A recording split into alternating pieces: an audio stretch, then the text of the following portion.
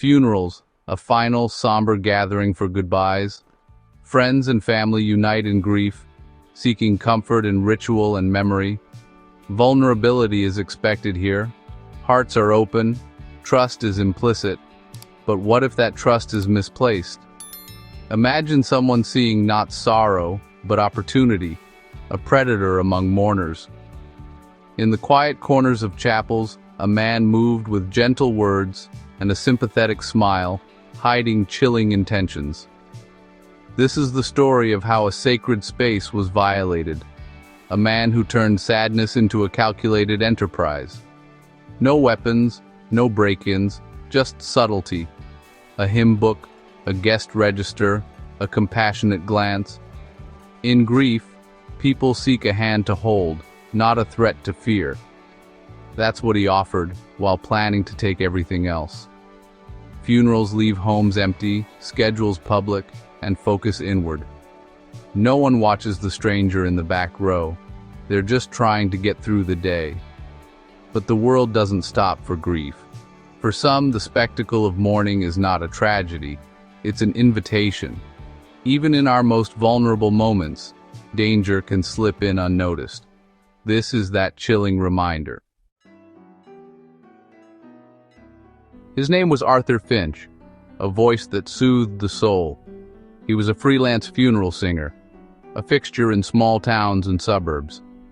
Funeral directors trusted him. Families requested him again and again. He blended in, neither remarkable nor forgettable, just the singer. Arthur arrived early, reviewed hymns, waited quietly.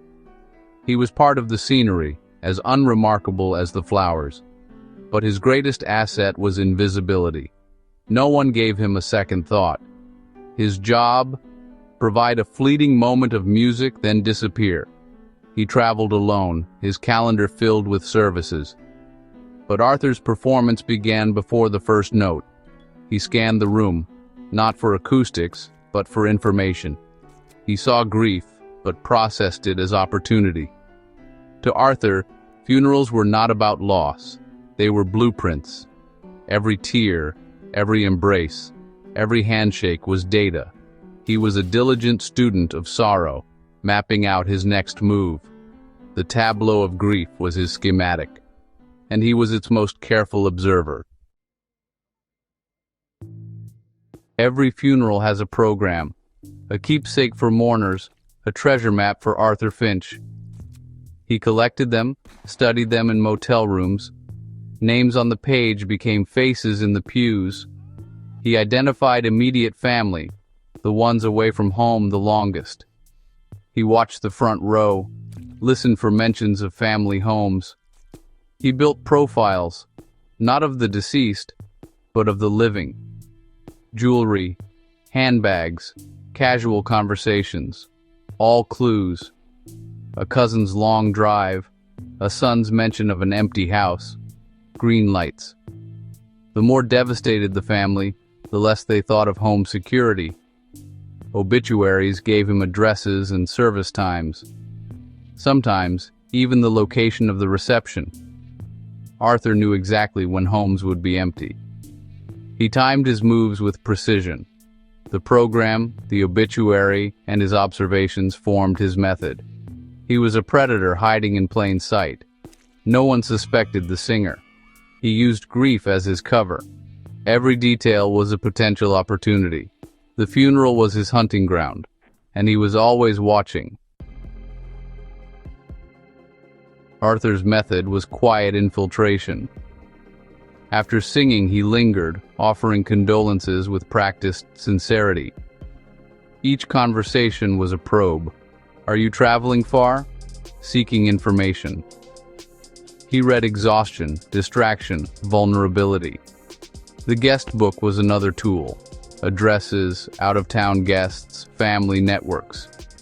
He cross-referenced names, built a clearer picture. His greatest skill, appearing harmless, even helpful. No one suspected his questions had a sinister motive. He moved like a ghost, collecting stories, addresses, and schedules. The chapel was his hunting ground. Every whisper of condolence was a whisper of reconnaissance. For a long time, no one saw the connection.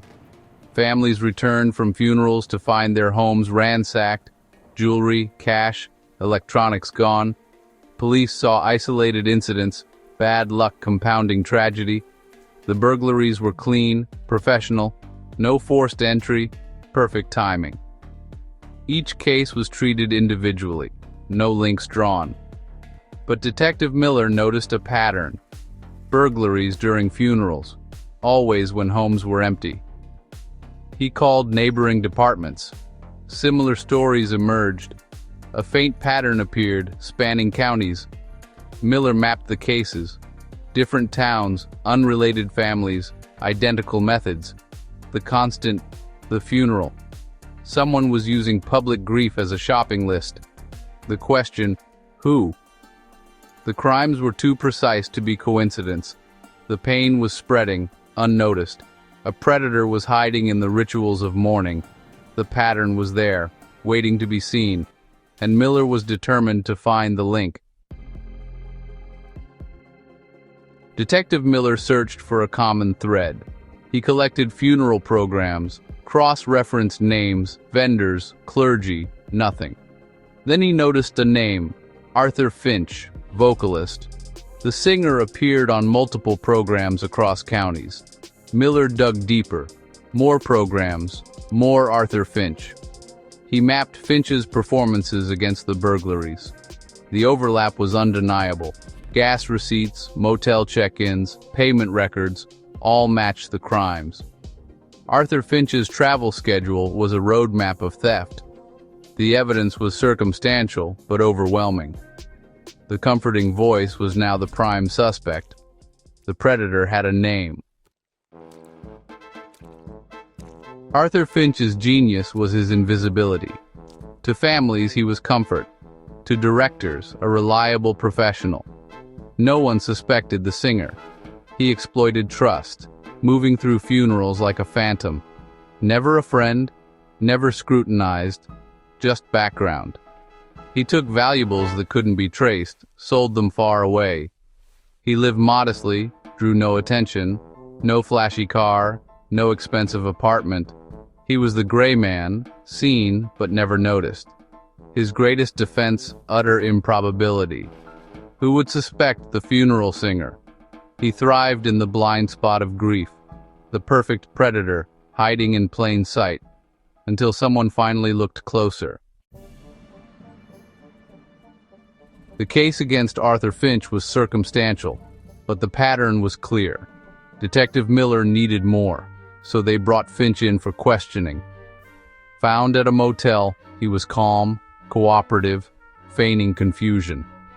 In the interrogation room, he played innocent, answering steadily.